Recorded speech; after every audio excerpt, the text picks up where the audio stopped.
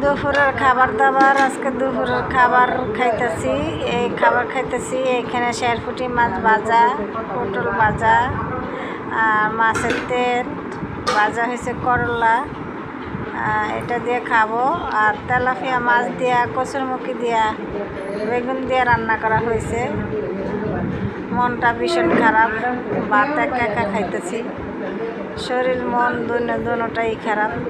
রান্না করছি, আমি রান্না করলাম আজকের। নিজে রান্না করলে খাইতে ভালো না লাগে না।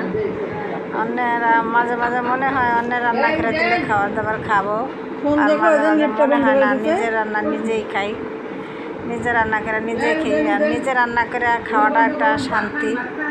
আর অন্যের রান্না করে দেওয়াটা দিলে খাওয়াটা তৃপ্তি পাওয়া যায় না।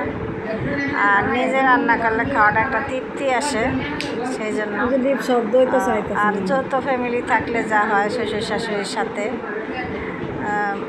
শ্বশুর শাশুড়ির সাথে থাকাটা, আর যদি স্বামী যদি ভালো হয় তাহলে একটা নারীর জন্য সব কিছুই ভালো। আর শাশুড়ি লাগে না, শ্বশুরও লাগে না। স্বামী যদি শাশুড়ির মতো হয় তাইলে সব কিছু ডান। মানে শাশুড়ির জ্বালা লাগে না, শ্বশুরের জ্বালা লাগে না, স্বামী একলা 100। এমন স্বামী হয়েছে যেন শ্বশুর শাশুড়ি থেকে দ্বিগুণ জ্বালায়।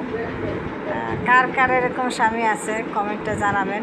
আর আমার ভিডিওটা ভালো লাগলে, খাবার দাবার ভিডিওটা ভালো লাগলে লাইক কমেন্ট শেয়ার করবেন।